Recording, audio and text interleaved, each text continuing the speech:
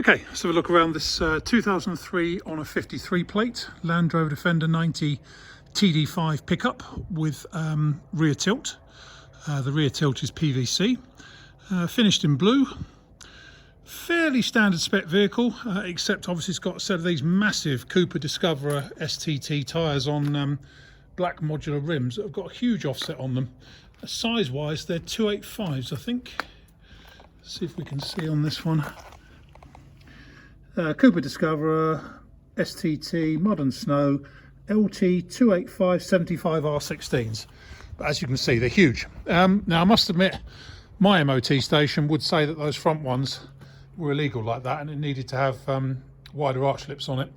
Previous owner said when he took it in for its MOT, they did look at it and go, but they did pass it.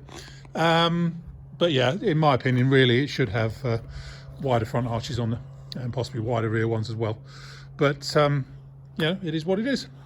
Just coming to us in part exchange for a much newer model. I've been running around this for a couple of days and it drives really well actually. Also fitted with front A-bar, checker plate on the wing tops and the modesty covers, rear mud flaps and rear tow pack, rear adjustable tow pack. Inside it's obviously vinyl. It's got a radio CD, but I haven't tested that.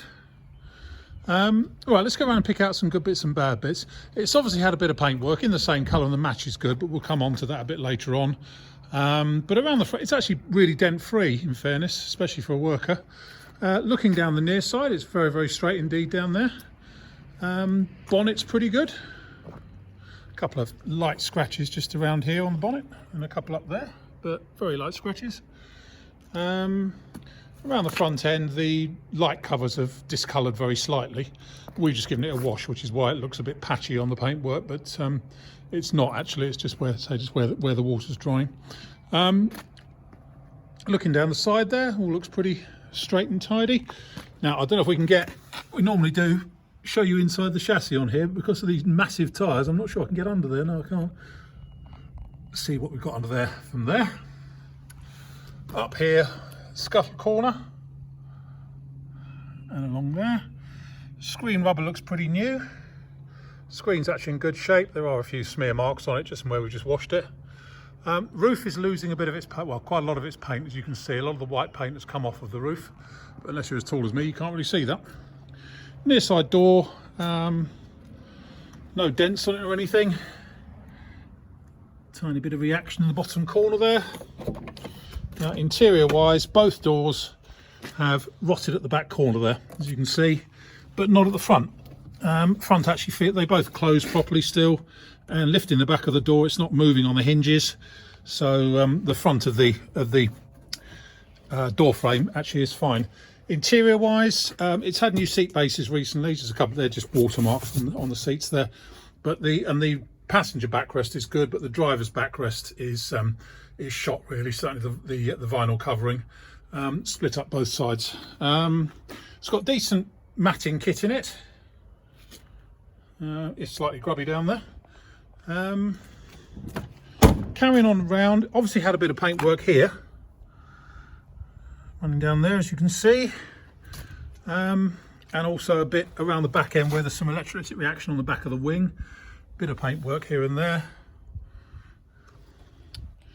and a bit up there as well on the tub side trim.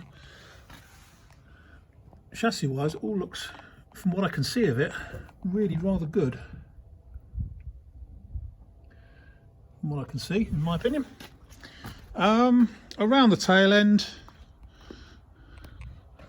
actually I don't know about paintwork so much as it's had some of that blue polish put on it, which tends to mark everything else blue. Rear cross member, again just some watermarks on it. The cross member isn't multicoloured.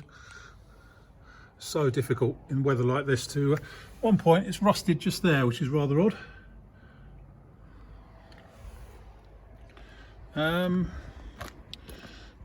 Looking down the offside, all looks pretty straight down. Incidentally, there is a spare wheel inside the rear load bed, but it's the original type. Actually, let's see if we can just open this up and show you in the back very quickly. do one-handed. There you go, that's the load area. Obviously has done some work, so it's lost quite a lot of paint, but it's all there. Zip that up again. Right, let's carry on round here. Let's say it's really quite dent free. Now, as you can see, the stripe has kind of been subsumed into blue paint there. So, what this say? This is just where we just washed it, and it's not been dried properly. Pretty badly, actually, in fairness. But the wing itself actually must have been painted, because the stripe has been painted over it, would appear. Let's have a look on the underside there.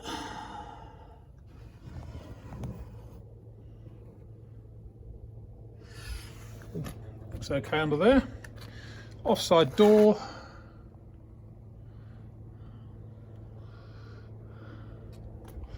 Offside front wing. So it's really dent free. Go up here onto the scuttle. A little bit of paint loss on the screen blocks. But overall. And then we'll see if we can just quickly see under here. And that will do us pretty much. We'll look at the driver's seat and stuff.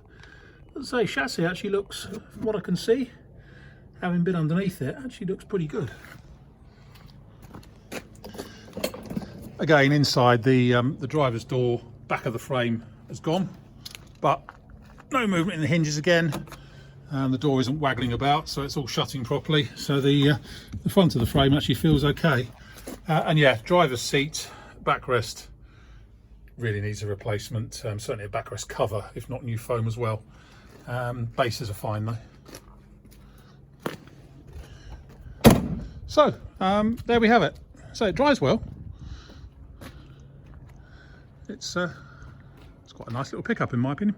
Anyway, my name is Simon. You can reach me in the office on 0118 907 1495, or you can go to our website, which is www.moto-drome.com. That's moto-drome.com.